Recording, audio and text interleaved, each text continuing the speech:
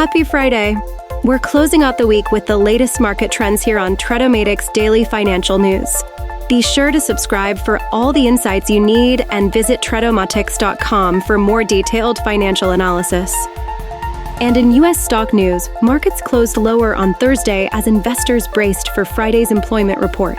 The Dow Jones dropped 248 points, while the S&P 500 and Nasdaq saw slight declines.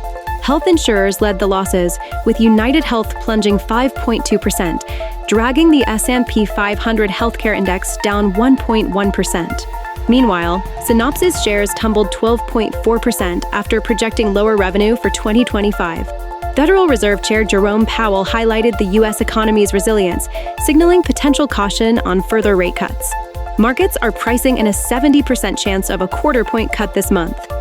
And in Forex news, the Korean won fell 0.8% after political turmoil involving martial law declarations in South Korea. The MSCI Asia-Pacific Index slipped 0.3%, led by a 1.7% drop in South Korea's KOSPI. Elsewhere, the US dollar dipped to a 3-week low against major currencies.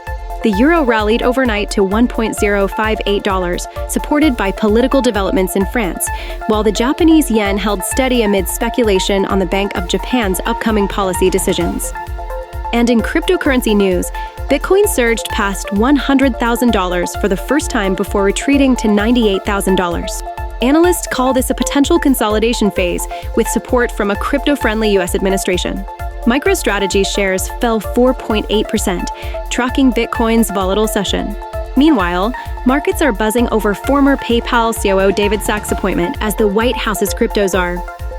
And in Asian markets, South Korea's political unrest rattled investor confidence, with heavy selling hitting both the won and the KOSPI. Meanwhile, Japan's Nikkei declined 0.6%, but remains up 2.5% for the week, thanks to its strongest wage growth in 32 years. China and Hong Kong offered a silver lining, with gains of 0.2% and 0.4%, respectively, as investors shrugged off broader regional concerns.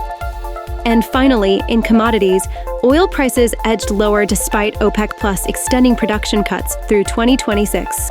Brent crude fell slightly to $72 per barrel, while WTI hovered at $68. Analysts warn of oversupply concerns dampening any near-term price recovery.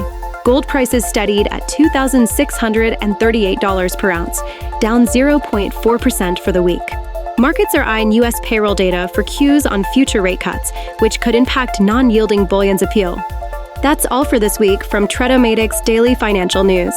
If you enjoyed today's update, hit the like button, share with your network, and subscribe for daily market coverage. Have a fantastic weekend, and we'll see you again on Monday.